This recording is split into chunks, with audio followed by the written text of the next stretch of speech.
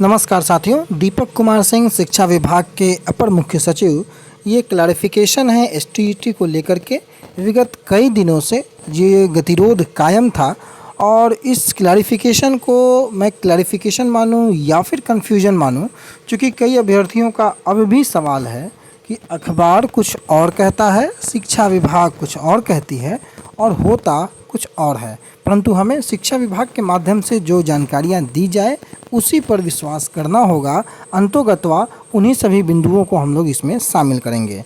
Press विज्ञप्ति निकाली गई है जिसमें स्पष्ट रूप से समाचार पत्रों के जो अखबारों में माध्यम से जो खबरें प्रकाशित की गई हैं उसका खंडन किया गया है। यानी कि अब तक आज तक जितनी खबरें प्रकाशित की गई है एक तरीके से उससे भ्रम की स्थिति पैदा हुई है और इसका खंडन स्वयं शिक्षा विभाग ने उसके अपर मुख्य सचिव ने किया है।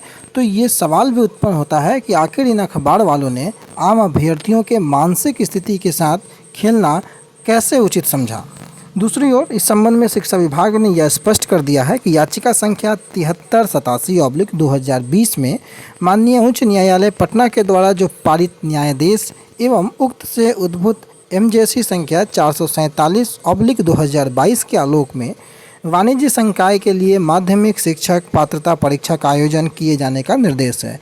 केवल वाणिज्य विषय की यहाँ पर चर्चाएं हो रही हैं, परंतु आज के ही अखबार में आप लोगों ने देखा होगा कि सारे विषयों को, कंप्यूटर विषय को छोड़ करके +2 में सारे विषयों को और गणित विज्ञान और सामाजिक विज्ञान को छोड़ करके सभी विषयों के माध्यमिक शिक्षकों की पात्रता परीक्षा आयोजित करने की जो बातें हैं आज के अखबारों में उल्लेखित की गई हैं। परंतु यहाँ पर शिक्षा विभाग ने स्पष्ट किया कि माननीय उच्च न्यायालय पटना द्वारा याचिका संख्या 7387/2020 में पारित न्यायादेश के अनुपालन में तत्काल यानी कि अभी वाणिज्य संकाय के लिए माध्यमिक शिक्षक पात्रता परीक्षा आयोजित की जाएगी, ताकि इस विषय में जो उत्तीर्ण उम्मीदवार है वो नियोजन में सम्मिलित हो सके। यहाँ एक कन्फ्यूजन और है। यहाँ पर लगातार अभ्यर्थियों का ये प्रश्न है कि यहाँ पर ये बताया गया है कि जो वाणिज्य विषय है, चलिए ये तो क्लियर शिक्षा विभाग के अपर मुख्य सचिव ने किया कि केवल वाणिज्य संकाय को तत्काल माध्यमिक शिक्षक पात्रता परीक्षा में हिस्सेदारी मिलेगी, उनको परीक्षा कंडक्ट कराई जाएगी। लेकिन इसके पीछे का उद्देश्य ये है कि इनको भी नियोजन में सम्मिलित किया जा सके।